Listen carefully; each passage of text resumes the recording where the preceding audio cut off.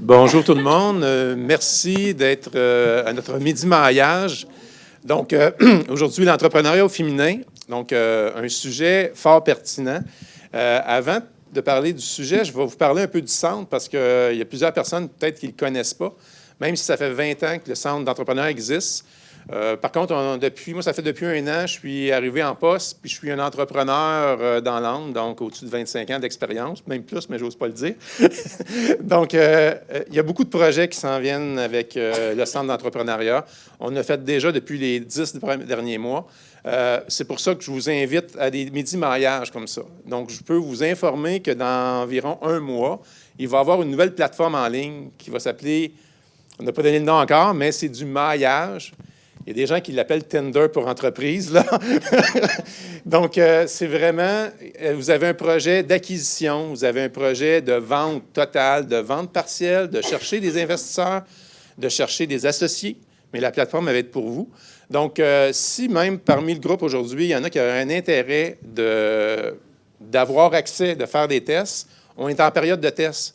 Donc, vous avez qu'à simplement écrire au courriel lors de votre inscription.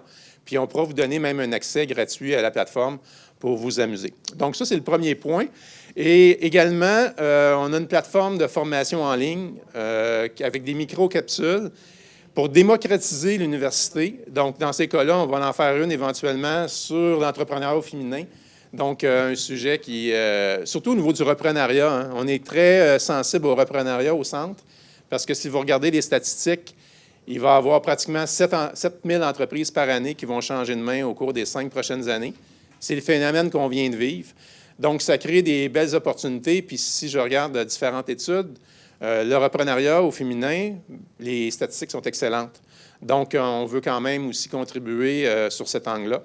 Donc, vous voyez, on est passionné au centre. Donc, si vous avez des questions ou quoi que ce soit, on a Livia à ma droite, la directrice des opérations, qui peut, après le midi, vous avez des questions. Il y a Sylvain Mandeville en arrière qui s'occupe du secteur des cégeps. Il est debout avec la cravate. J'ai Hélène, à 9 ans ici, transfert d'entreprise, notaire de formation. Et il y a Alain Germain qui est parti chercher quelque chose. Il va revenir tantôt. Je vous le présenterai. Donc, on a quelques membres de l'équipe. Donc, si je ne suis pas disponible, n'hésitez pas aussi à avoir un autre membre de l'équipe qui va pouvoir vous répondre. Sur ce, je cède la parole à mon amie Livia qui va vous présenter le panéliste. Merci. Donc, bonjour. Donc, je suis contente de vous voir en si grand nombre. Donc, vraiment, les midi-maillages, c'est des événements qui permettent de venir faire un focus sur certains éléments de l'entrepreneuriat, des fois pour vulgariser certains aspects, puis aussi pour en connaître davantage sur nos panélistes qui acceptent de participer à cet événement. Aujourd'hui, et non le moindre, c'est le midi-maillage, l'entrepreneuriat au féminin, oser, innover et prospérer. Et oui, les femmes en entrepreneuriat, c'est important. C'est aussi quelque chose qu'on essaye de plus en plus de sensibiliser la gente féminine à la liberté de l'entrepreneuriat.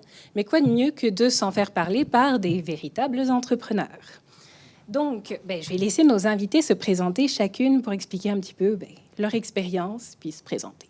OK, bonjour, je m'appelle Sarah Herscheid, je suis fondatrice de l'entreprise Signé Sarah, où on vient vraiment révolutionner l'industrie des bas nylons avec nos collants indéchirables. Donc, j'ai trouvé une lacune dans le marché avec tous les collants qu'on utilise qui va se briser après une utilisation puis qui va se ramasser aux poubelles. On veut éviter cette surconsommation de collants cheap-là et donc on offre enfin une solution.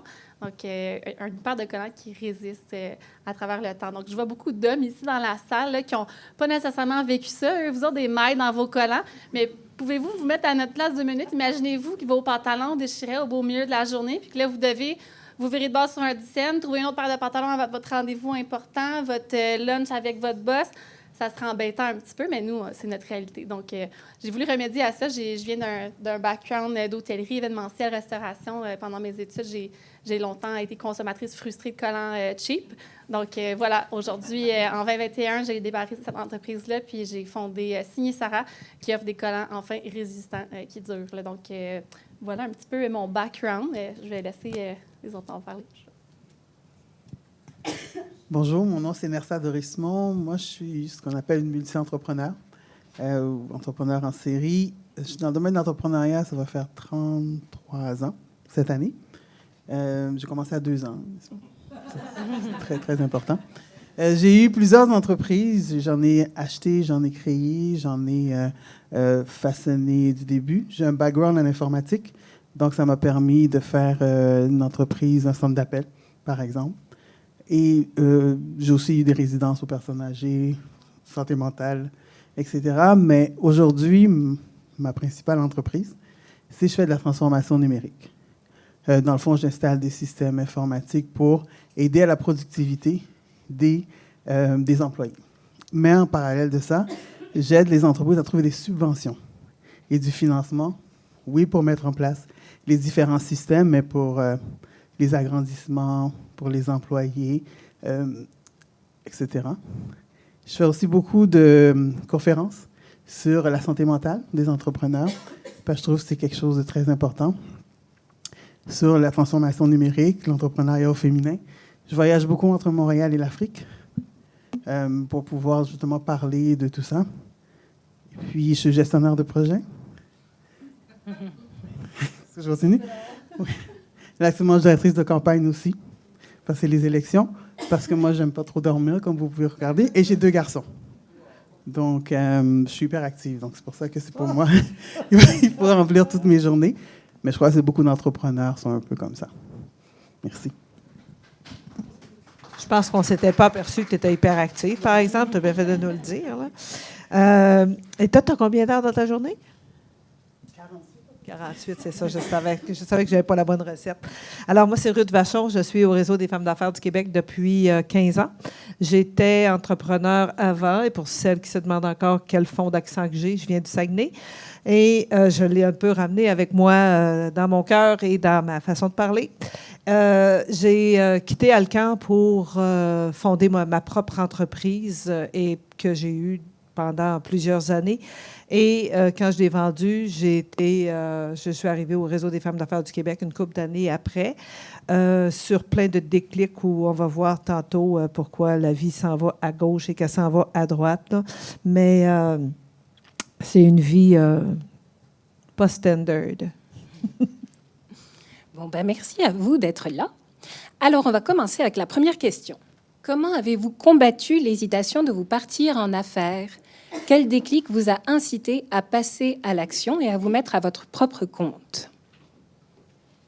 OK, là, tu veux que je commence? Voilà. Alors, c'est drôle parce que, je ne sais pas si vous voyez dans mon ton de voix, j'hésite pas souvent. Et quand j'étais pour Alcan, je partais en congé maternité. Ça, c'était un peu la fondation de ma première entreprise. Je partais en congé maternité et pendant mon congé, quelqu'un m'a appelé. Puis pour ceux qui connaissent Alcan, là, il y a 40 d'années, c'était tu travailles en quelque part avant de travailler à l'Alcan parce que les salaires étaient exactement le double de n'importe qui ailleurs. Alors, tout le monde rêvait de travailler pour Alcan. Alors, moi, je pars en congé maternité de chez Alcan. Quelqu'un m'appelle et à ce moment-là, je gagnais 35 000 $ et il me dit, moi, quand après ton congé maternité, tu t'en viens travailler chez nous, je t'offre 75 000. Alors, j'ai juste dit, merci beaucoup pour la confiance, je vous rappelle dans 2 semaines. Et, tu sais, mon conjoint me dit, t'as vraiment dit, je vous rappelle dans 2 semaines? J'ai dit, oui, il faut que je réfléchisse parce qu'il y a quelque chose qui ne marche pas. Et 2 semaines après, je l'ai rappelé puis j'ai dit, hey, merci beaucoup pour la confiance que vous me faites. Vous m'offrez 75 000. Dans ma tête, je me suis dit que je devais en devoir 150, fait que je vais partir mon entreprise. Alors, je ne suis jamais retournée chez Alcan. J'ai parti mon entreprise et j'ai pas... Mais ça a été comme mon déclic. Là. Tu sais, cet appel-là, ça a été OK, ça veut dire que tu fais quoi? Puis je me suis retrouvée devant un choix qui me plaisait énormément et je n'ai jamais regretté. Ma deuxième, elle, qui est le réseau. Alors, quand j'ai quitté l'entre-deux de mon centre de distribution, je suis restée chez moi en me disant, je pense que j'ai fait mes heures, parce que moi, je suis un peu comme toi, là, l'hyperactivité me guette et je ne dors pas tellement. Et je me suis dit, j'ai fini, je vais prendre ma retraite, mes heures sont faites, je vais être correcte. Alors, je n'étais pas super vieille. Et finalement, au bout de 2 mois, j'ai fait « Ouh, c'est ça la retraite! » J'ai pas vraiment le goût. Et finalement, je suis arrivée au réseau et puis c'était un OBNL et la dame voulait vraiment laisser ça c'est une mission en soi, hein, mais c'était pas, c'est-à-dire, je ne sais pas si j'ai dit c'est un OBNL, mais c'était un organisme privé. Alors, j'ai acheté le réseau. Et le déclic, là, ça a été, après 7 ans, de m'apercevoir à quel point je ne ferais jamais d'argent. Puis je me disais, bien, être entrepreneur, ça doit être le fun de faire de l'argent un peu de temps en temps. Alors, je l'ai transformé en OBNL. Et ça a été un peu mon déclic, de voir les états financiers qui ne s'amélioraient jamais. Tu peux bien jouer au cow-boy avec ton comptable, mais à un moment donné, tu as une petite limite aussi, là. Et OK. Fait qu'on l'a changé. Et depuis ce temps-là, bien, je veux dire, tu sais ce que, en tant qu'entreprise privée, tu veux faire des projets, tu veux réaliser des grandes choses, mais tu as toujours un frein au gouvernement. Alors, ce qu'ils veulent, c'est qu'ils veulent avoir ton opinion. Qu'est-ce que tu en penses? Parce que l'opinion comptait, mais ton opinion ne venait jamais avec un chèque. Fait que j'ai dit, bien, pour transformer ça en chèque, on va transformer le statut. Alors, on a passé de privé à OBNL. Et comme ça, bien, on a été capable de poursuivre notre route. C'est très inspirant comme parcours. Donc, pour ma part, je vais continuer.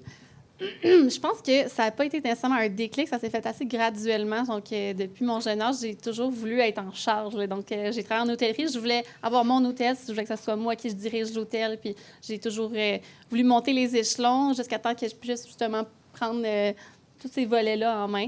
Après ça, j'ai fait de la gestion immobilière. Je voulais me partir de ma propre firme de gestion immobilière. Je me cherchais encore un petit peu sur c'était quoi mon X, c'était quoi un peu mon Y.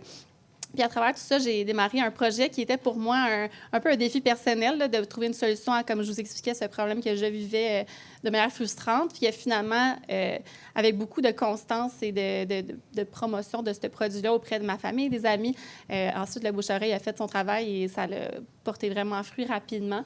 Donc, j'ai finalement accompli ce désir-là d'être en charge de ma propre entreprise, de mon propre projet.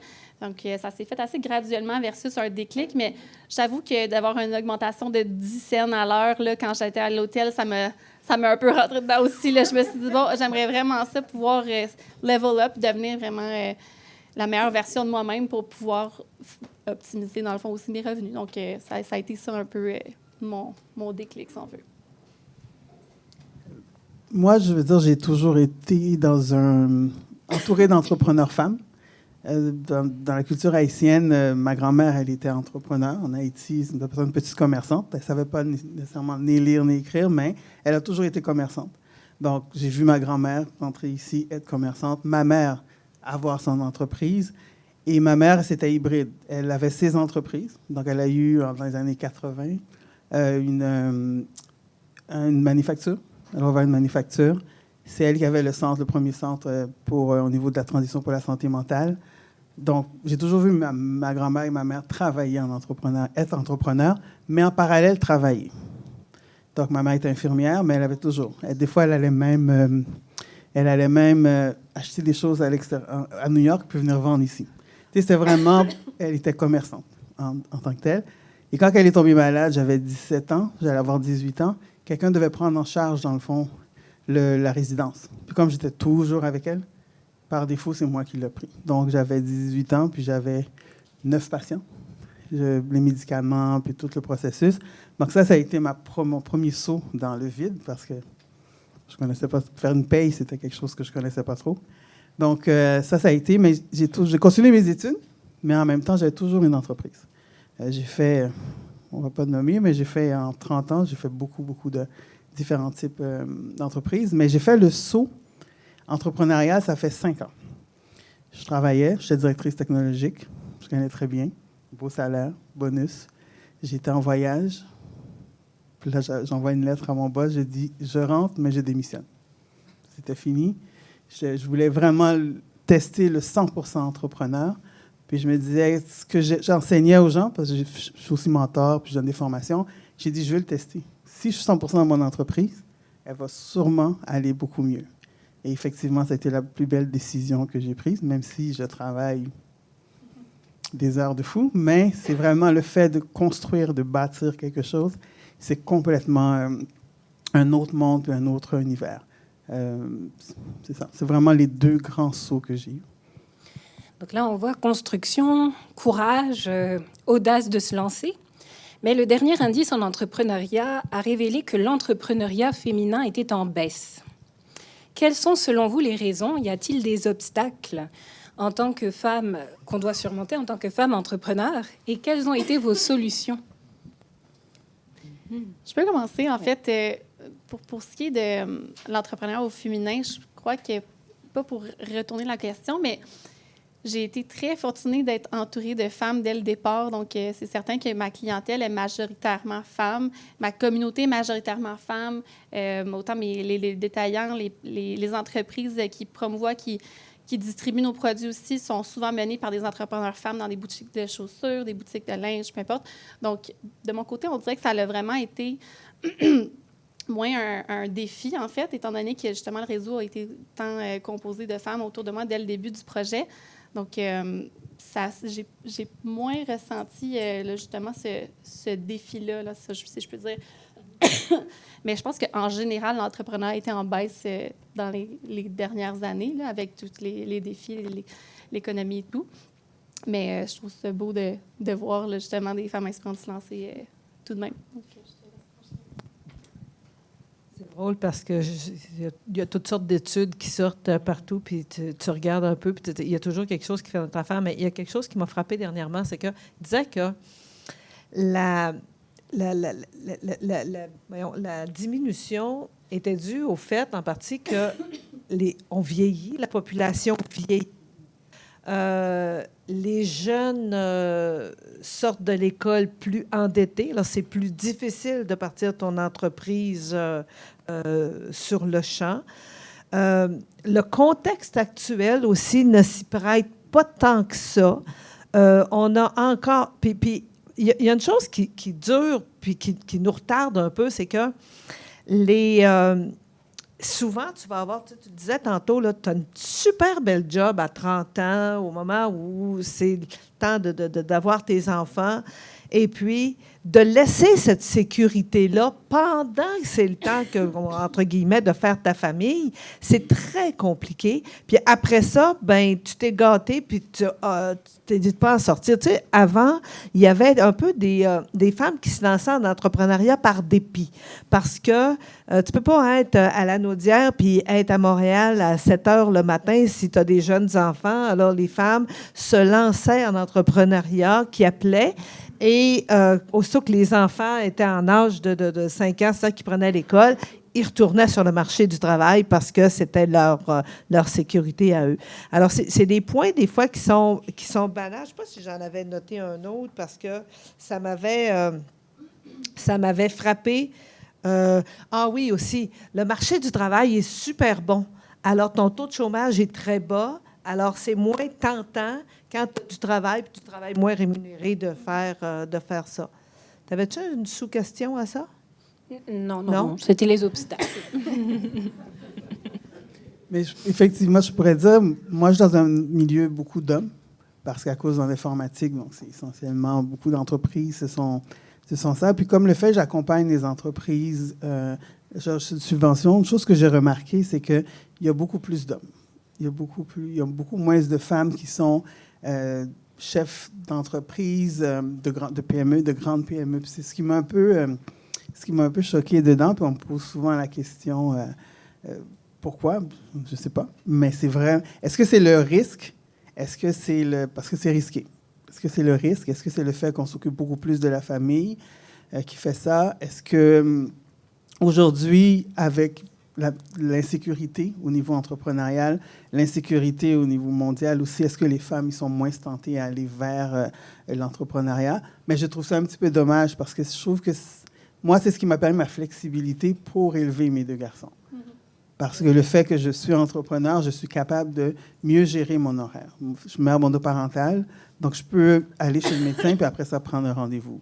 Je peux aller déposer à l'école puis commencer plus tard ou plus tôt. J'ai beaucoup de flexibilité, puis mes enfants, ils me voient tout le temps. Oui, je suis toujours occupée, mais je suis quand même dans mon bureau. Donc, quand ils passent, ils ont besoin de quelque chose, maman est comme pas loin. Donc, je pense que c'est aussi cette méconnaissance de cette flexibilité qu'on a en tant que femme entrepreneur qui fait qu'il y a peut-être un peu moins. C'est aussi, il n'y a pas de paye à chaque 2 semaines. Ça, par exemple, il faut gérer son budget comme il faut. Donc, ça aussi, ça peut rendre un peu insécure du fait de, OK, le jeudi matin, si je n'ai pas travaillé mes clients, mais il n'y a pas d'argent qui va rentrer. Je pense que c'est un peu aussi plutôt, tu avais mentionné, de prendre ce jump-là, ce risque de devenir 100% entrepreneur, de délaisser justement cette stabilité, de prendre ce risque-là. Je pense que c'est quelque chose qu'on doit traverser puis on doit affronter, là, ce step-là. Puis je pense que c'est quelque chose qui est un petit peu épeurant aussi, là. Donc, ça, je pense que ça fait partie de l'équation. Puis, on ne mentionne pas aussi peut-être la crainte de ne pas se faire prendre au sérieux en tant que femme entrepreneur auprès de des investisseurs, des banques, peu importe. Donc, je pense qu'il y a des fois la peur de ne pas être pris au sérieux, tout simplement. Donc, je pense que ça peut être un petit step. Oui, parce que, tu sais, dans les solutions, c'est que tu vois que la femme, elle a souvent tendance à s'isoler, à ne pas sortir, justement, parce qu'il y a des contraintes, puis il y a d'autres choses à faire, tout ça. Puis il y avait une étude qui avait été faite, puis disait que la priorité pour les femmes dans le réseautage, elle venait en 5e. Tu sais, je te dis, à 3 heures, là, ben regarde, tu peux prendre un break, tu es dans la maison, tu vas sortir, tu vas faire « Ah, j'ai des petites commissions, je vais aller faire mes petites commissions. Ah, ben je vais aller chercher les enfants plus de bonne heure à la garderie. Oh, mon Dieu, je vais en profiter pour leur faire un bon petit souper, parce que je suis un petit peu plus de bonne heure. » Là, en 5e, tu fais comme « Ah ouais, c'est vrai, j'avais une soirée de réseautage. » Alors, le réseautage permet de te stimuler, de te montrer les ouvertures, puis de t'amener avec des gens qui vont « Ah oui, quelle bonne l'idée. Ah oui, mais on pourrait faire ça ensemble. » Alors que quand tu t'isoles, ben, l'idée, il faut qu'elle vienne 100% de toi, puis c'est pas nécessairement l'idéal. Puis, une chose, moi, mes enfants ont toujours été avec moi en réseautage. Là, ils ne veulent plus sortir avec moi, c'est fini, là, mais quand ils étaient petits, ils étaient avec moi, je leur apportais un livre, et je suis du genre, je disais, OK, on est dans un réseau, si quelqu'un voit un enfant qui se promène, juste me le ramener, il n'y en a comme pas beaucoup d'habitude, mais il était vraiment avec moi, comme dans mes conférences, j'allais dans un réseau, ils étaient habitués, mon fils, il connaît mon entreprise, il était capable de vendre pour moi quand j'avais mes tables, mes kiosques et tout ça, mais c'est parce que je l'ai intégré très tôt dedans. Puis des fois, on a cette crainte-là, mais je ne vais pas exposer mes enfants, je ne vais pas les amener. Mais si on décide de faire le saut entrepreneurial, mais c'est tout le monde autour de nous qui font le saut entrepreneurial. Ça rejoint un peu cette question-là. C'est quoi, du coup, la meilleure formule et le bon équilibre entre vie d'entrepreneur puis vie personnelle? Mais je pense, comme tu l'as mentionné, d'inclure justement ton enfant dans l'entreprise. Moi aussi, j'ai un petit garçon de 6 ans. Puis, je l'emmène au centre de distribution. On a un entrepôt, le situé à Richelieu. Il emmène ses petites voitures des fois, puis il va jouer. Mais autant qu'il va me poser la question, qu'est-ce que je fais, pourquoi je compte les paires de collants, c'est quoi les commandes qu'on est en train de préparer pour Simons, comment ça fonctionne, c'est quoi le jigger. Donc, c'est sûr que c'est beaucoup de questions qui suscitent de l'intérêt aussi, puis qu'il peut y apprendre certaines affaires. Là. Donc, il sait que Mommy sells tights, puis c'est ça qu'il répète, puis il entend Shopify faire un petit son. Ah, c'est qui achète des collants? C'est qui en veut? Fait, il y a cette notion-là de comprendre c'est quoi la vente. J'ai essayé d'expliquer le concept produit-service. Fait que là, OK, si papa va laver son auto, c'est un produit ou un service? Un service. OK, si maman vend des collants, c'est un produit ou un service? Un produit. Fait que là, il commence à comprendre un peu. L'autre jour, il m'a fait un menu. Il voulait me vendre ses bonbons d'Halloween, 100% de marge de profit. Donc, au 100% de marge de profit, il voulait me vendre ses bonbons 8 $. Donc, on a FaceTimé tout l'entourage. Tout le monde a commandé aussi des bonbons. Fait que c'est fait un beau 18 $ ce soir-là. Fait que je trouve ça le fun de les inclure là, justement dans cette aventure-là, autant que ça peut être stressant des fois. Puis, mon Dieu, je pense qu'on le sait toutes. On est tous un peu dans le mode hyperactivité aussi, fait que ça l'arrête jamais, mais de les inclure un peu dans ce chaos-là, parfois, ça peut leur apprendre des belles leçons, je pense, à travers le temps. D'un bord ou de l'autre. Ouais. J'ai fait la même chose, mais ça n'a pas eu le même effet. Ça n'a pas eu le même effet. Parce que moi aussi, je les traînais parce que j'étais monoparentale. Fait que je les amenais au centre de distribution, puis je les amenais à faire toutes sortes de choses, puis tout ça. Mais ça a permis une chose, c'était clair et net que c'était pas fait pour eux autres. Fait qu'eux autres sont partis chez EDC, ils sont casés chez EDC depuis je ne sais pas combien d'années. Puis on dit, Maman, je ne sais pas quand est-ce qu'on va sortir de l'homme, tu vas nous sortir, toi qui vas nous tirer. Alors moi, quand les gens disaient, ah, c'est le fun, tu as une belle relève. Oui, mais je ne sais pas où, par exemple. Alors, j'ai pas eu le même effet du tout. L'équilibre. J'haïs le monde qui disent sur une chaise comme ça, l'équilibre n'existe pas. Parce que moi, je trouve que l'équilibre, on se le construit, chacun à notre façon. Puis, tu sais, on est tous super occupés. Puis, ça se peut qu'à un moment donné, ben, on soit un petit peu déséquilibré, qu'on a mis un petit peu plus sur le travail, on a mis un peu moins sur la famille. C'est pas une fin, hein? C'est pas une fin, puis c'est très vivant, l'équilibre, parce que ce qui était bon hier, c'est pas nécessairement ça qui est bon demain. Fait que ce qui est important, c'est d'apprendre à revoir tes priorités tout le temps. Parce que ce qui était bon, des fois, le monde me dit, mon Dieu, tu changes donc bien d'idée. Je ne change pas d'idée, je m'ajuste avec les priorités. Quand même, je t'ai mis ça un rouge hier, là. Il est plus rouge aujourd'hui. C'est pas ça qu'il faut que je fasse. T'sais. Alors, c'est important d'être super agile dans ce qu'on fait parce que c'est pas l'histoire d'un jour, c'est pas l'histoire de toujours, c'est l'histoire de comment je me sens. Moi, mon équilibre à moi, c'est drôle parce que, un peu comme toi, je te l'ai dit, je travaille pas mal. Mais il y a une chose, par exemple, mon équilibre à moi, je le trouve du vendredi soir au lundi matin. Moi, le vendredi, quand quelqu'un me dit « Ah, on a un 5 à 7 à soir », moi, je m'en vais trouver mon chum. Je ne l'ai pas vu de la semaine. Vendredi au lundi matin, ça y appartient. C'est mon moment de famille. Et j'y tiens. Et je me plais à le dire parce que c'est trop facile de dire « Ah, on est tellement occupé, on est toujours occupé. » On va toujours l'être. Fait qu'apprendre à respirer, ça doit faire partie de la vie aussi. Puis, je trouve que c'est ultra important, mais c'est surtout ultra important de le dire pour pas que les gens pensent que « Ah oui, toi, on te voit partout, donc tu n'arrêtes jamais. » Oui, j'arrête. Oui, j'arrête. Je prends mes vacances. Si c'est la graduation de mon petit de la maternelle qui reste à Ottawa, je suis à Ottawa ce matin-là. Fait que, tu sais, pour moi, c'est prioritaire. Je veux pas, quand je vais me faire mes yeux, dire c'est qui est le plus important dans ma vie, mes petits, mon chum, puis tout ça, puis dire OK, tu lui donnes combien de temps d'une semaine déjà? Bien, je n'y en donne pas, mais un jour, je vais y en donner. Pas tout à fait d'accord avec la théorie. Alors, je trouve que l'équilibre, il faut se le dessiner nous-mêmes. Hein. Ce qui est mon équilibre pour moi, c'est peut-être probablement pas pour toi. Puis quand mon chum me dit ça, moi, hey, tu travailles tellement, je dis, oh, je te rappelle la notion d'équilibre de la famille. Ça ressemble à ça. Comment? T'as raison. Fait que je trouve que c'est délicat, mais il faut se le définir et savoir qu'est-ce qu'on veut, nous, comme équilibre, et qu'est-ce qu'on ne veut pas. Puis, par rapport à vos emplois du temps, justement, est-ce que vous pourriez vous dire que c'était une inspiration plutôt masculine ou plutôt féminine de votre gestion du temps? Enfin, question piège. C'est une bonne question. Mais je pense que, si je rebondis, effectivement, il faut nous-mêmes trouver un équilibre. Il faut se dire à un moment, c'est quoi nos moments qu'on arrête, et ça nous appartient. Moi, mon équilibre, c'est la danse. Moi, il n'y a rien. Je danse 3 fois par semaine. Parlez-moi pas de 5 à 7, parlez-moi pas de rien. Je fais des chorégraphies, je danse. C'est mon moment où j'arrête. Donc, quelqu'un d'autre, ça peut être un sport, ça peut être effectivement aller dans son chalet, ça peut être le golf. Il faut vraiment trouver un moment pour nous et aussi un moment pour la famille. Comme mes enfants, on aime aller dans des hôtels.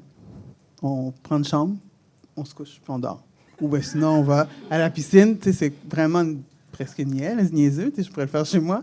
Mais on a découvert ça ensemble, puis de temps en temps, je pars, je les amène fin de semaine. Mais il faut trouver, ça nous appartient.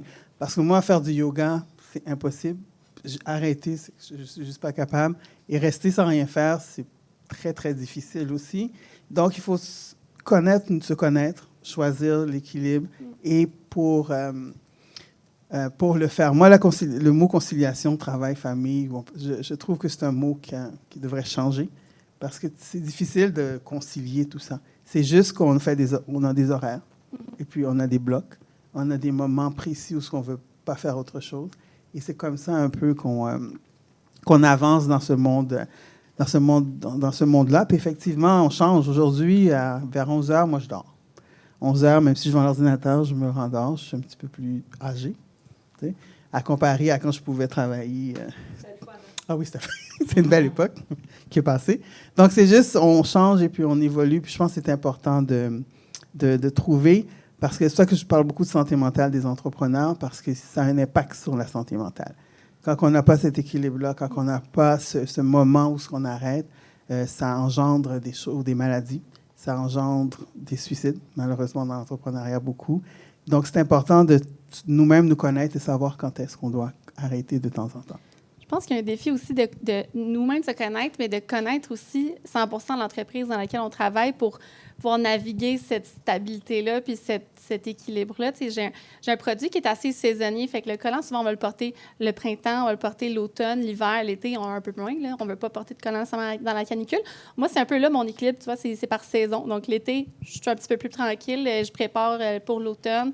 Je suis moins dans le feu de l'action. Puis les autres saisons de l'année, ça bouge beaucoup plus. L'automne, le back to school, quand on rentre dans une période des fêtes, Noël, je vois pas la fin du tunnel. Là, donc, ça bouge beaucoup. Fait que je pense que j'apprends encore, moi, à trouver mon équilibre à travers tout ça. Dans la vie de famille, bon, ben, j'ai la situation imparfaite où j'ai mon garçon 1 semaine sur 2, donc c'est sûr que les rendez-vous sont dans l'autre semaine, les repas, la femme de ménage, tout ça, mais c'est certain que ça représente un défi, mais je pense que c'est comme un apprentissage constant aussi à travers le temps, puis l'évolution de nos emplois puis de nos activités. Je peux parler? Non, mais si tu avais quelque chose à enchérir. Moi, j'avais ma question sur est-ce que c'est Masculin, plutôt féminin. masculin, féminin, votre méthodologie? Ben, je pense que si je peux parler par moi-même, c'est plutôt axé sur mes devoirs de maman. Donc, ça va être plus au féminin. Donc, je dois organiser mon horaire pour que, à 2h30, je vais chercher mon garçon. Je reviens à la maison, je prépare le souper, je prépare le lunch pour le lendemain, la routine du bain de dos. Donc, la semaine où j'ai pas mon garçon, c'est très... la semaine que je l'ai, c'est très féminin. Ensuite, la gestion d'emploi du temps de l'autre semaine. J'essaie de voir dans quelle sphère ça pourrait être masculin, dans un sens. Est-ce que... Je sais pas si j'ai pas compris la... Non, c'est que des fois, ce que je remarque, c'est que dans nos comportements, moi, je ne peux pas penser juste à une affaire à la fois. Tu sais, mon bureau, j'ai 4 écrans alignés et je vous jure, les 4 fonctionnent en même temps. Je suis heureuse à ça, puis je peux travailler à 100 000 à l'heure. J'écris à la vitesse que le monde parle. Mais chez nous, c'est pas ça. Mon chum, il fait une chose à la fois. Fait que c'est sûr que lui, je le trouve beaucoup plus équilibré que moi. Moi, je trouve ça plate parce que je suis fatiguée parce que, mon Dieu, j'étourdirais, tu sais, de faire juste une affaire comme ça. Mais je pense que ce qui est féminin, c'est de vouloir faire plein de choses puis d'être intéressé à plein de choses. Fait que c'est pas un est mauvais. Moi, je trouve que, j'ai dit souvent, je trouve qu'il me permet de me ramener dans l'équilibre parce que c'est pas toujours ça que je ferais. Il faut vraiment que je fasse attention pour faire comme Ruth, respire un peu, c'est correct, ça aille pas vite de même, on est dimanche, tu sais, là. Parce qu'après que j'ai dit, moi, OK, c'est dimanche, qu'est-ce qu'on fait aujourd'hui? Je te le dis, moi, je relaxe, je fais rien, mais 2 minutes après, j'ai la petite liste, là, tu sais. Fait qu'il dit, oui, mais tu m'as dit qu'on relaxait. Ouais, mais là, je l'ai faite, là. Fait que c'est ça. Nos beats sont différents, mais je trouve que si on était 2 pareils, ce serait peut-être étourdissant parce que je réussis à m'étourdir moi-même. Fait que j'apprécie qu'il soit plus calme que moi. Des fois, c'est trop, mais... Je dirais que ça se ressemble avec mon chum aussi. On est très, très tranquille, très monotone. Mais je pense que c'est parce que, justement, je suis une femme qui fait que je peux faire tout ça. Parce qu'effectivement, on réfléchit à 32 choses, la liste d'épicerie, l'entreprise, l'appel. Puis, moi, j'ai 3 écrans, mon téléphone, un carnet. Puis tout fonctionne en même temps. C'est vraiment... Je réponds... c'est extraordinaire. Je réponds à mes messages sur mon téléphone. Je suis un Zoom, un Teams. Je suis en train de faire un rapport. Pendant ce temps-là, je regarde cet écran-là. Puis des fois, quand je veux me relaxer, je me filme sur l'écran gauche. Donc, ça fait vraiment, là... on est vraiment dans du... Mais c'est parce que je pense qu'on est capable de faire plusieurs choses. Puis certaines ont comme accéléré ce faire plusieurs choses-là qui nous permet de faire autant de choses. Mais on a besoin de quelqu'un qui nous ramène parce que c'est terrible. Moi, parce que... je voudrais faire un petit gag là-dessus, par exemple. Je ne sais pas si c'est de l'équilibre ou du déséquilibre, mais cette nuit, j'étais couchée et endormie et je me suis réveillée. Puis là, dans ma tête, là, j'ai une allocution à construire dans 2-3 semaines. Puis je ne trouvais pas mon angle. Et je me suis réveillée. Et là, je me disais, ben non, je peux pas voir ça, je vais réveiller mon chum. Et je me suis cachée en dessous des couvertes avec mon téléphone et j'ai tout dicté mon allocution. J'avais chaud! Mais ce matin, je me suis dit, ça, c'est l'équilibre parce que j'ai sauvé des heures et des heures. J'étais inspirée, je suis allée. Mais c'est une sorte d'équilibre que j'aime beaucoup, ça. Je fais pareil. Puis on parle de réseau. S'entourer, c'est un atout indispensable en entrepreneuriat, mais parlez-moi de votre réseau et de la constitution de votre équipe d'entreprise, des ressources qui vous ont accompagné.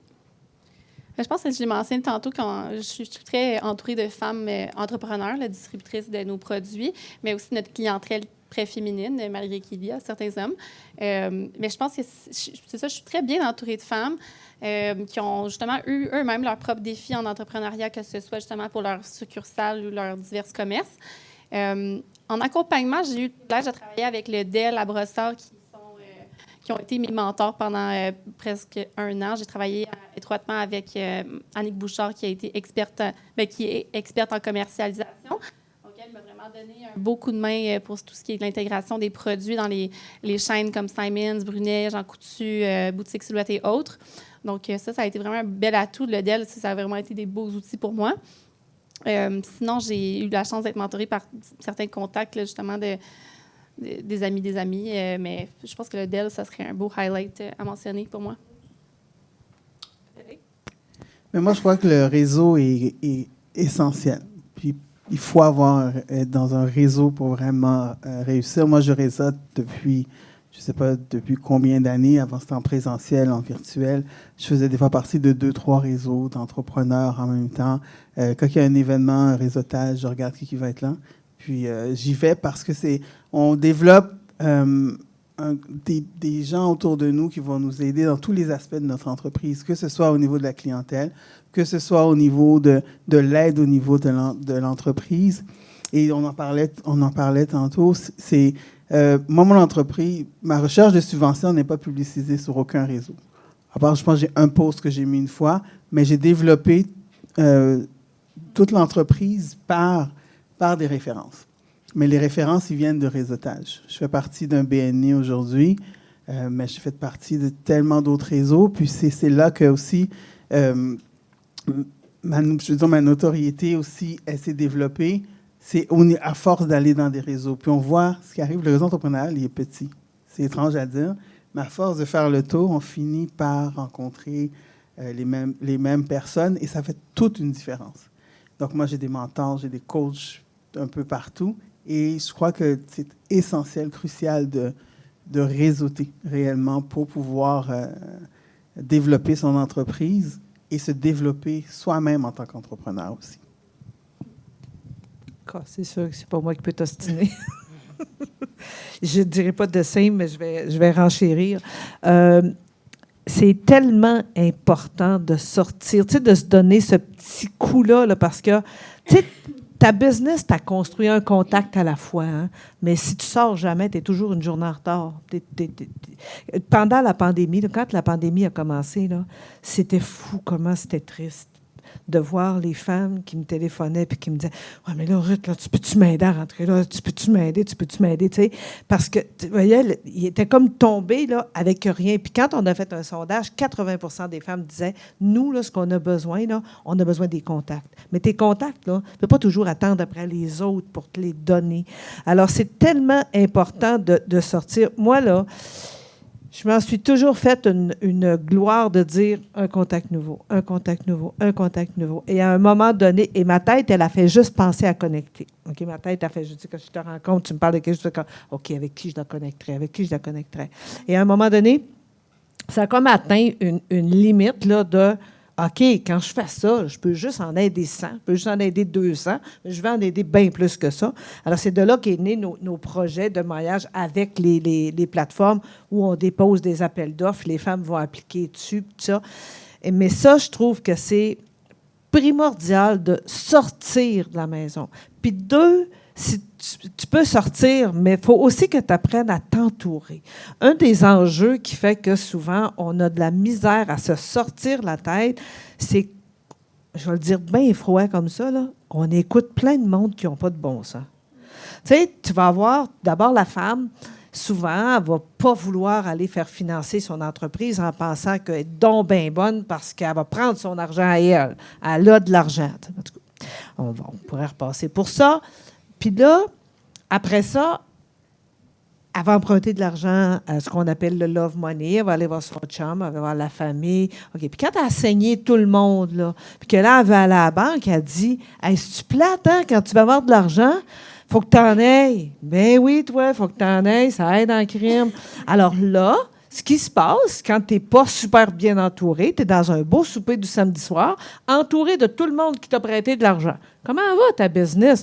Ah, ça va. Je te dis, je pense à prendre de l'expansion. Là. Le chum, il fait, ah ouais, ça veut dire qu'elle va être un petit peu moins à la maison. La maman qui t'a prêté de l'argent, elle a fait, ben là, fais attention, là, parce que peut-être que c'est un petit peu trop dangereux, peut-être que c'est un petit peu trop vite, tu sais.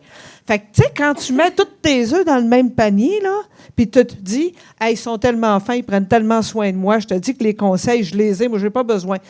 Moi, je trouve que il faut sortir comme entrepreneur de ce cercle vicieux-là que tu penses qu'ils sont tes vrais amis, sont tes vrais amoureux.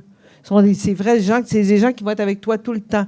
Mais quand tu veux des conseils d'affaires, sors de chez vous. C'est pas autour de ta table chez vous que tu vas y trouver. Moi, j'avais le réseau avant, il était privé, là. Mais j'avais 14 personnes autour de la table qui étaient là pour m'aider puis essayer de me guider. Puis j'avais des Serge Beauchemin de ce monde.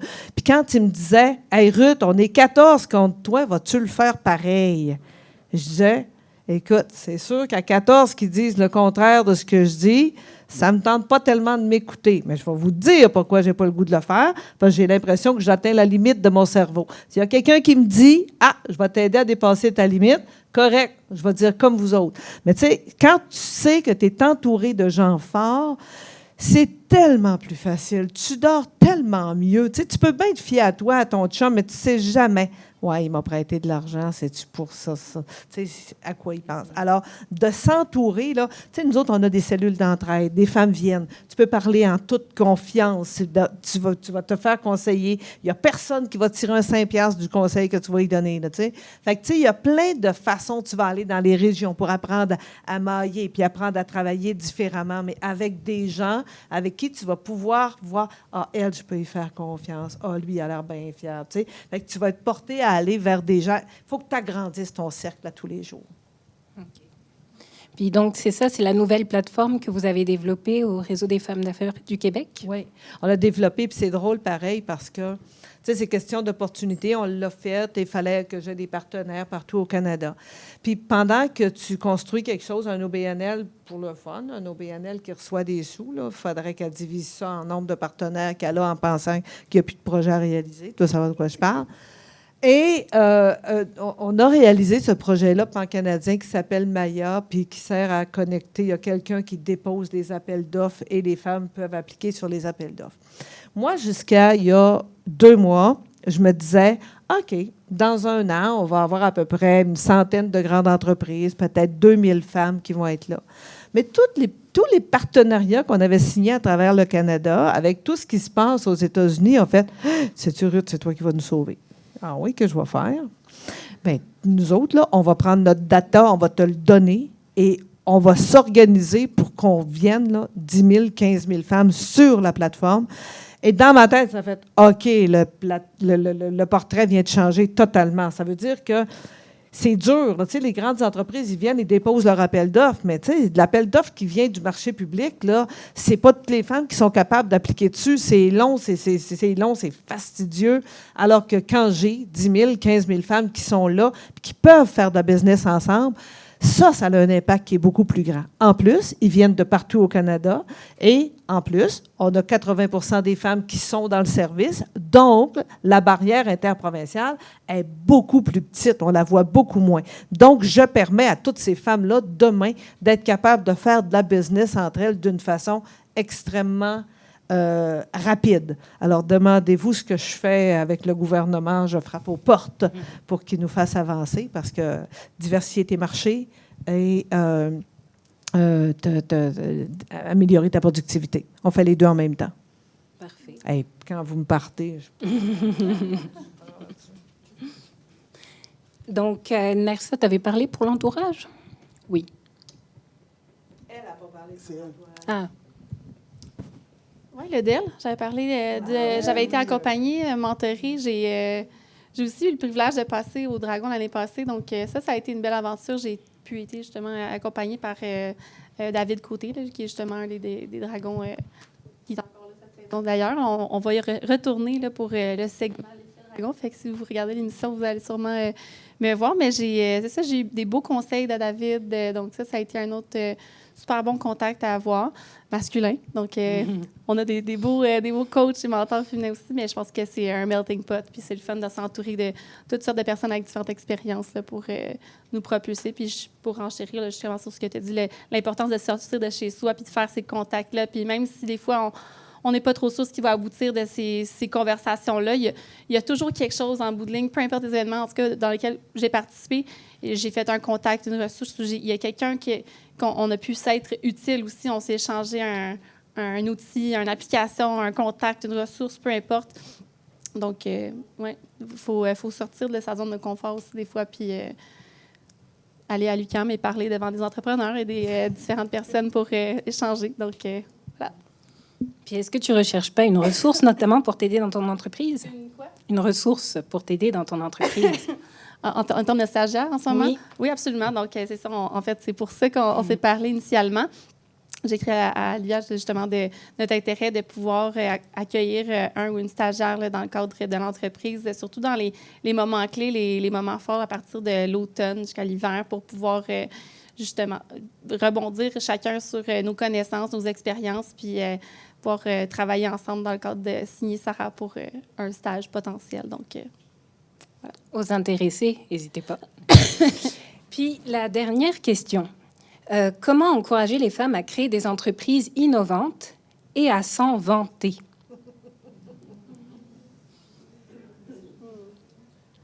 S'en vanter, on dirait que ça me fait peur de me vanter. Là, Ben, je s'en pense vanter, que tout le monde aime les gens un peu humbles qui ne se vantent pas nécessairement. Là, mais moi, ça s'en vanter.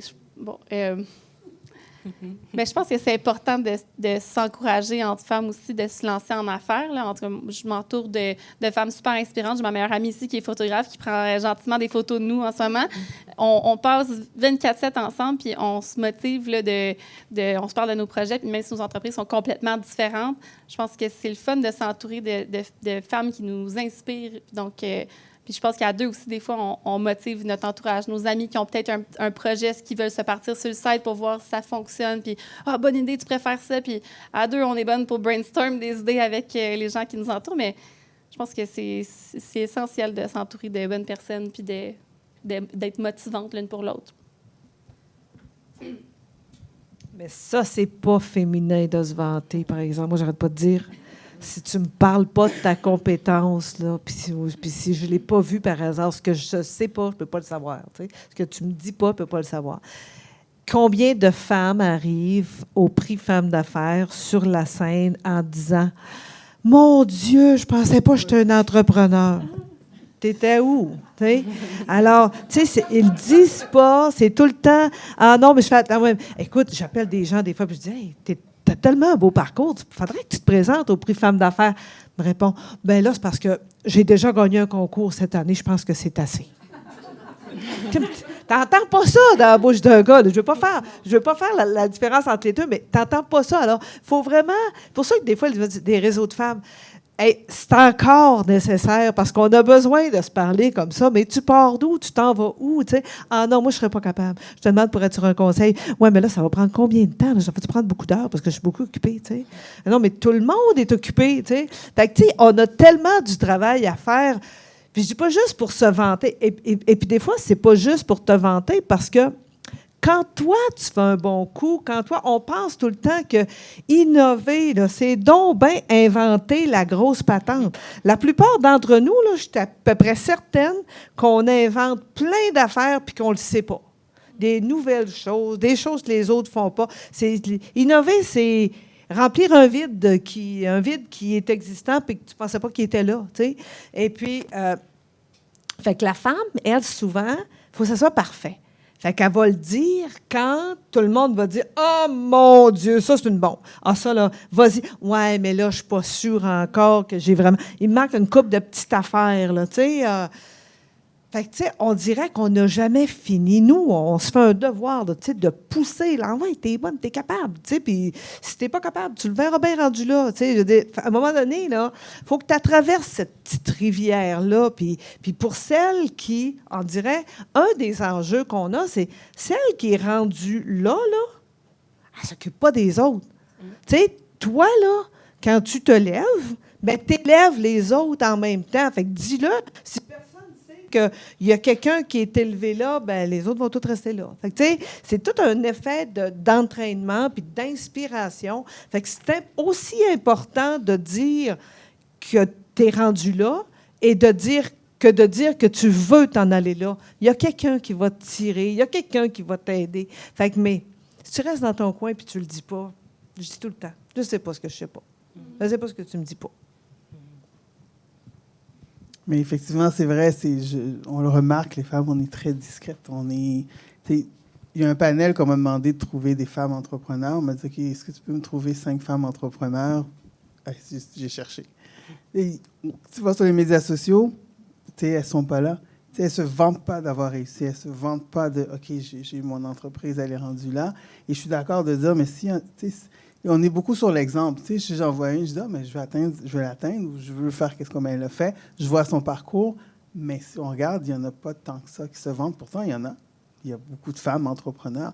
Et quand tu leur demandes de venir sur un panel, non, je ne suis pas sûre. Il faut que je travaille sur mon entreprise. C'est vraiment on n'a pas ce réflexe aussi d'arriver puis de se vanter.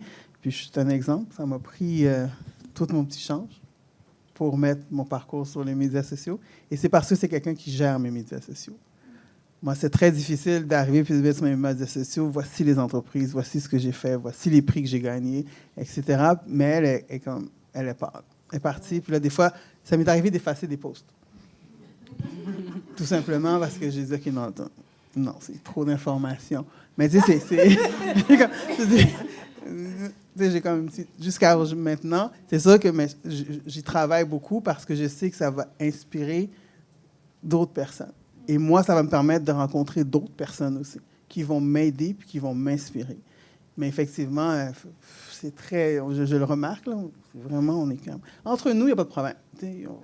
Mais quand on va sortir quelque part pour dire « j'ai réussi, j'ai fait, je possède », c'est fou. Non, on a des enjeux, parce qu'on a encore de la misère à se présenter. Puis on a encore souvent dans la tête je vais perdre mon temps. Mais tu sais, il n'y en a pas. Quand tu es capable de t'exprimer, il n'y en a pas de perte de temps. Puis, c'est juste que moi, je vais finir avec une petite anecdote, parce que je suis arrivée, puis je me disais, oh mon Dieu, parlant de temps, j'avais vraiment pas le temps de venir. Puis là, j'ai une espèce d'enjeu, c'est que Cuba m'ont demandé pour être l'image des femmes entrepreneurs à Cuba, et je ne dis pas un mot d'espagnol.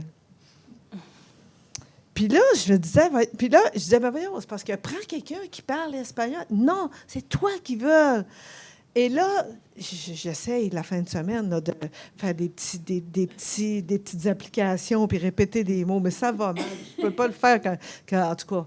Et là, tantôt, monsieur en arrière, il me dit, ben là, je vais te créer un avatar, puis là, tu vas faire ça, puis tu vas voir, tu vas partir, tu vas être super correct. Je fais comme, ça donne toujours quelque chose, en autant que tu parles de ton vrai besoin. Arrête de parler de la pluie, du beau temps, puis du produit que tu veux vendre, car c'est pas ça que tu as besoin, tu sais. Fait que sortir, ça devient un plaisir, parce que tu vas chercher ce que tu n'as pas, mais cible le pourquoi tu sors. Dis-toi que tu sors jamais pour la même raison. Elle a besoin de quelqu'un aujourd'hui. Son message est passé. Fait que, tu sais, il veut dire, chacun a son message et le mois d'après, il va toujours être différent. Fait que quand même, tu rencontres les mêmes personnes, c'est pas grave, arrête de leur dire la même affaire. Bon, ben, c'est parfait, hein? Bon, ben, comme vous voyez, hein, c'est péchu, un panel de femmes entrepreneurs. Je vais vous laisser, s'il y en a certains qui ont des questions à poser à nos panélistes. Sinon, s'il n'y a pas de questions, ben, sachez que vous avez un petit goûter réseautage. Ah oui, devant. J'avais une question. Est-ce que vous avez déjà ressenti le syndrome de l'imposteur? Non, jamais. Non, jamais.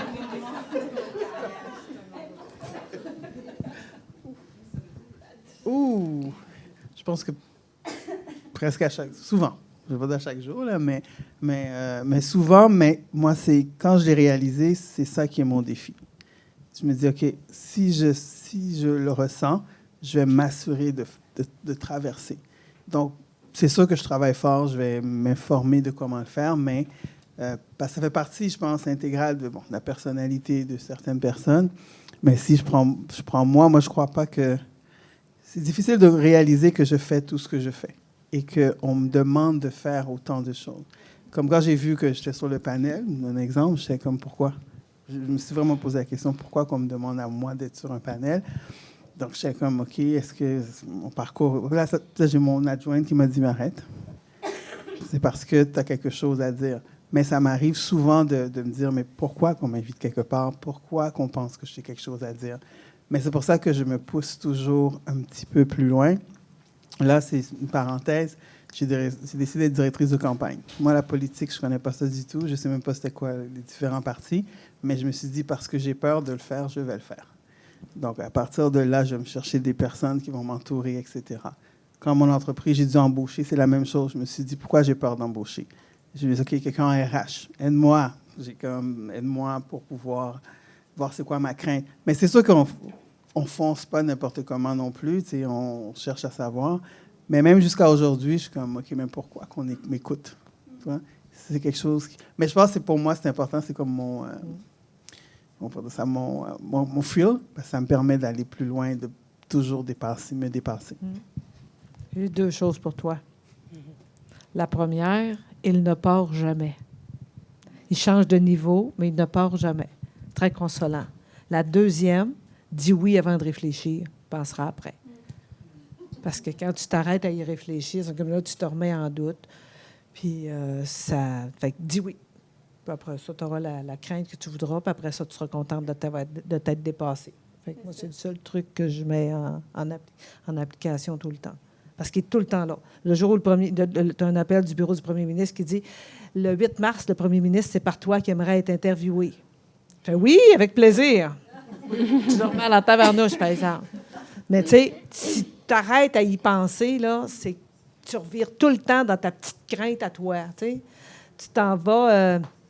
J'allais rencontrer quelqu'un, puis on a tout, juste pour te dire qu'il est tout le temps là, c'est il y a 2-3 semaines. Je vais rencontrer un gars qui a une entreprise, à peu près une des plus grosses entreprises au Québec. Je m'en allais, puis je me disais, mon Dieu, qu'est-ce qu'il va penser, lui, de rencontrer une petite vieille de même? Qu'est-ce qui s'attend, puis quel genre de conversation on va avoir? OK, on commence à jaser. Ça faisait à peu près 20 minutes. Il se lève, il s'en va dans le coin de son bureau, puis il fait... Serais-tu libre la semaine prochaine pour venir à Abu Dhabi avec moi? Je pense que le monde, il aurait besoin d'entendre ce que tu as à dire. Je me suis dit que ça devait être correct, finalement. Fait que, tu sais, si tu te dépasses jamais, tu grandiras jamais non plus. Fait que, dis oui. La seule chose que je peux te dire. Ouais. Non, pas demain matin. C'est oui. Merci beaucoup pour ta confiance. J'aime ça, le fonce avant d'y penser, puis soit un peu delusional, comme on dit en anglais. Fais juste y aller, fonce, puis essaye, puis tu verras ce qui en ressort. Honnêtement, pour ce qui est de ma part, le concept de, voyons, ce qu'on vient de dire, le syndrome de l'imposteur, je l'ai vécu à toutes les étapes qui étaient nouvelles pour moi dans l'entreprise, et j'apprends des nouvelles étapes à tous les mois dans l'entreprise, à toutes les semaines même. Donc, c'est certain que à travers la croissance d'un projet, tu as des nouveaux défis. Puis à chaque nouveau défi, tu dois apprendre pour la première fois. Fait à chaque fois que tu apprends pour la première fois, tu te sens comme un peu un imposteur parce que tu ne sais pas comment le faire. Il faut que tu apprennes, il faut que tu t'informes, il faut que tu t'entoures de personnes qui l'ont déjà fait. Puis au final, ces personnes-là, ils ont de l'expérience et que tu te sens un petit peu plus petite, mais il faut juste foncer, essayer, le faire. Puis au final, tu acquérir des outils à travers le parcours pour devenir là, justement celle qui va être utile pour la prochaine personne. Tu vas être là pour pouvoir donner les outils puis des ressources. Wow. Et, tantôt, on a parlé de peut-être les bloquants pour les femmes entrepreneurs. Mais l'entrepreneuriat, dans tous les cas, c'est un défi. Donc, tout entrepreneur va avoir des peurs. Tu sais, on n'a pas besoin d'être une femme pour avoir peur de ne pas avoir un salaire. Même les gars, ils ont peur de ça, etc. Fait que moi, j'aimerais vous demander d'aller plus en détail sur les aspects de la féminité en particulier, qui sont les bloquants vers l'entrepreneuriat, en sachant que toute personne qui doit lâcher sa job va être impressionnée pour ça. Voilà, donc si vous pouvez peut-être pointer. Et la raison de ma question, c'est parce que, en tant que femme, j'ai jamais été autre chose qu'une femme. Et donc, cette conscience de ma féminité n'est pas toujours là. Je suis ce que je suis. Je ne peux pas toujours discerner le fait féminin en moi, parce que c'est ça que je suis. Fait que, si vous pouvez pointer, ce serait bien de savoir en particulier, selon vous. Le défi en lien avec la féminité. La féminité, c'est quoi les aspects, c'est quoi le fait féminin en particulier qui est le bloquant vers l'entrepreneuriat?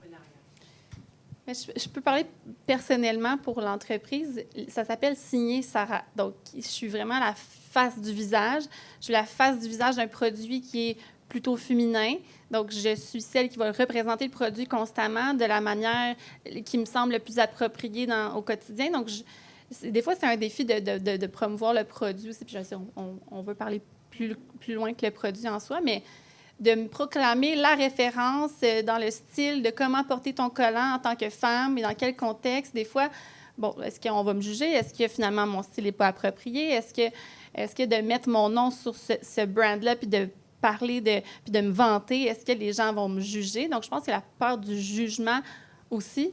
J'ai plus peur, je pense, de me faire juger par des femmes que des hommes. Parce que les hommes comprennent peut-être moins un peu la mission de l'entreprise, étant donné que ce n'est pas nécessairement notre clientèle cible. Donc, pour ce qui est du féminin, je pense que c'est peut-être un peu la peur du jugement des femmes qui m'écoutent, qui m'entourent, qui peut-être n'ont aucun intérêt pour le produit ou qui n'ont pas d'intérêt pour l'histoire. Donc, c'est aussi de compter aussi l'histoire de où vient cette idée-là, puis est-ce que ça va résonner avec la femme devant moi aussi. Un peu comme je disais un peu plus tôt, moi, je viens d'un milieu très masculin. En plus, informaticienne, en télécommunication, on s'entend. J'ai souvent été avec des hommes ingénieurs, avec des hommes entourés autour de moi. Mais la chose que je faisais, c'est que je conservais beaucoup ma féminité. C'était très important pour moi. Mais deux choses, c'est que je suis noire. Donc, moi, j'étais la seule femme noire dans un milieu. Je travaillais pour des grandes entreprises. Donc, quand j'arrivais, c'était important de faire comprendre que je ne suis pas un homme. Mais c'est ma force aussi, c'est justement parce que je suis une femme. C'est ça qui fait que je peux faire plusieurs choses. C'est ça qui fait que je suis beaucoup plus perfectionniste dans ce que je fais, plus pointu. Et de ne pas me laisser aussi un peu écraser par ça. En entrepreneuriat, c'est la même chose. J'arrive, moi, la plupart, sur tout ce que je fais, c'est souvent des hommes qui sont devant moi. Et ça, c'est quelque chose que je garde toujours dans ma tête. Je suis une femme. Et c'est ça, c'est mes qualités de femme qui me permettent d'être ce que je suis comme entrepreneur. Donc, ça, c'est très, très important. Donc, il faut vraiment prendre conscience de qu'est-ce qu'on est. Et puis, les gens disent, oui, mais c'est parce que, pourquoi tu fais ça? Mais c'est parce que je n'ai pas le choix. C'est juste. Et je ne veux pas être quelqu'un d'autre. Je ne veux pas imiter quelqu'un d'autre. Donc, pour moi, ça, c'était quelque chose que j'ai fait tout au long de ma carrière et que j'ai ramené au niveau entrepreneurial de faire conscience de ça. Et c'est pour ça que je veux continuer à être dans le domaine des TI pour montrer qu'on peut réussir tel qu'on est en tant que femme, effectivement, avec tout ce qu'on a. Parce qu'on a notre place. Puis, ce qui est intéressant, moi, j'aime beaucoup travailler avec les hommes, c'est parce qu'ils oublient vite. Hein. C'est comme, dès qu'ils voient que tu as toutes les compétences, où ils ressentent, ou ce que tu ne te diminues pas, ils ne prennent pas pour un homme, mais c'est facile de travailler.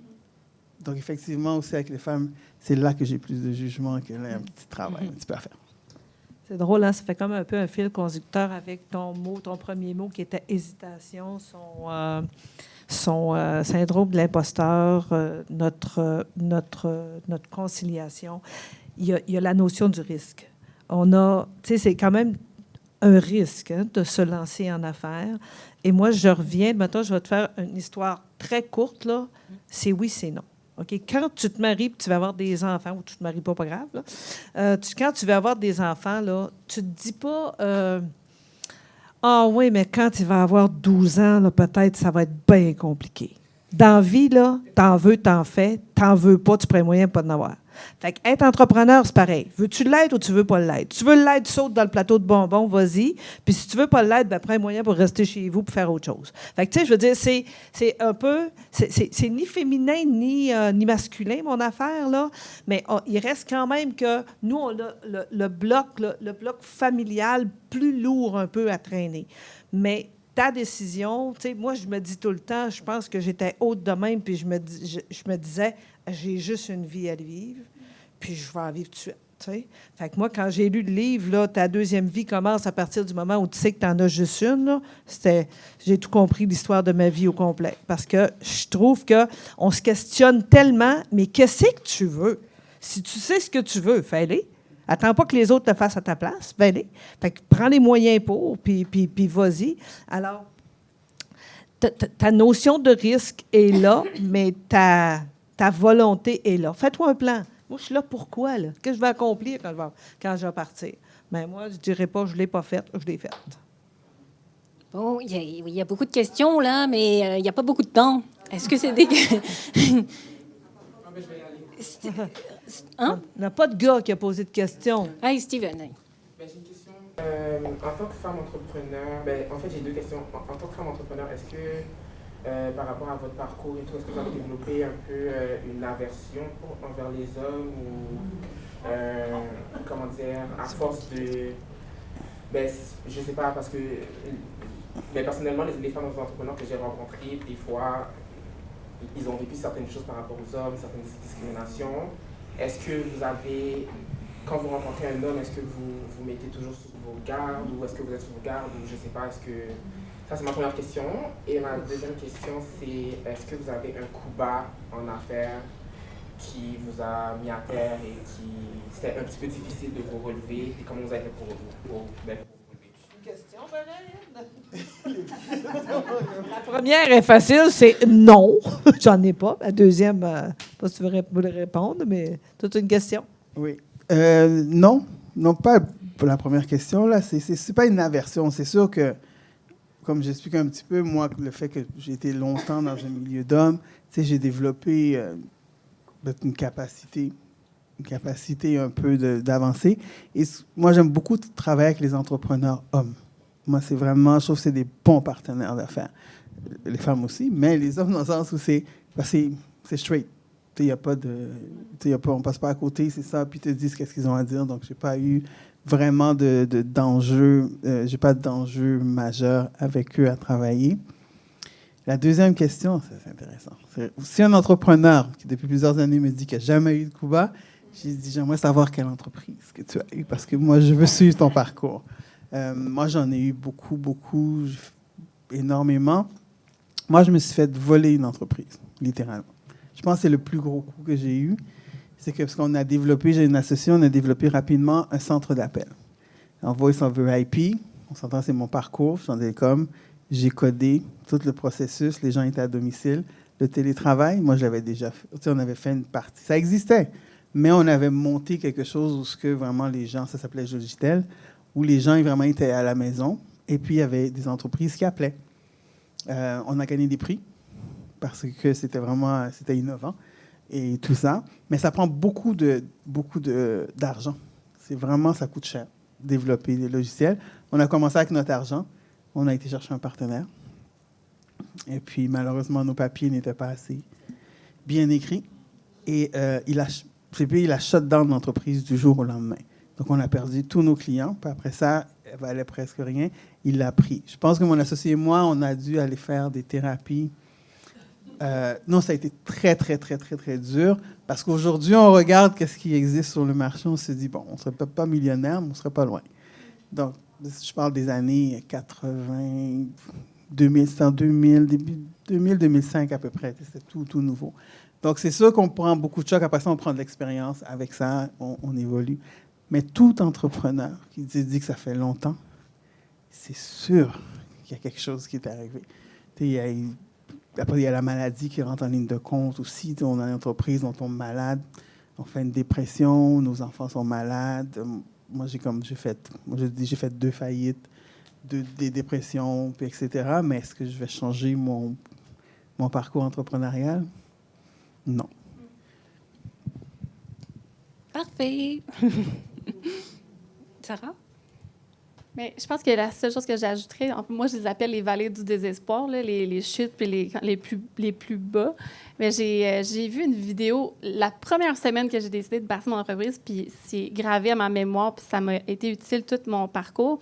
Puis c'est un homme qui expliquait un petit peu le Valley of Despair, le désespoir. Fait, dans le fond, si tu commences avec une idée, un projet en tête, tu es un optimiste non informé. Donc, tu as un projet en tête, tu sais que ça va fonctionner, OK, je vais foncer. Ensuite, on tombe pessimiste informé. Donc, ah, merde, il me faut de l'argent, ça va prendre du temps, j'ai un enfant, ça va être trop difficile. Boum, vallée du désespoir, c'est trop compliqué, ça prend trop d'argent, j'ai déjà perdu mon temps.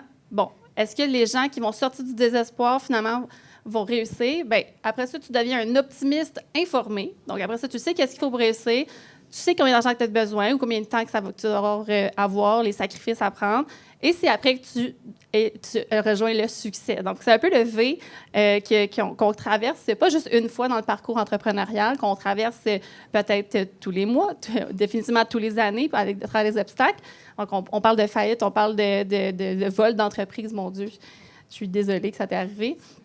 Moi aussi, j'aurais besoin de beaucoup de thérapie.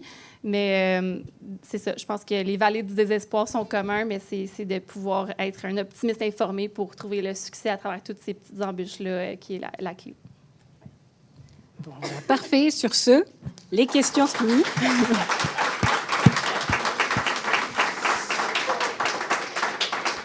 Merci beaucoup à nos panélistes pour cette discussion enrichissante. Puis, continuez avec le réseautage.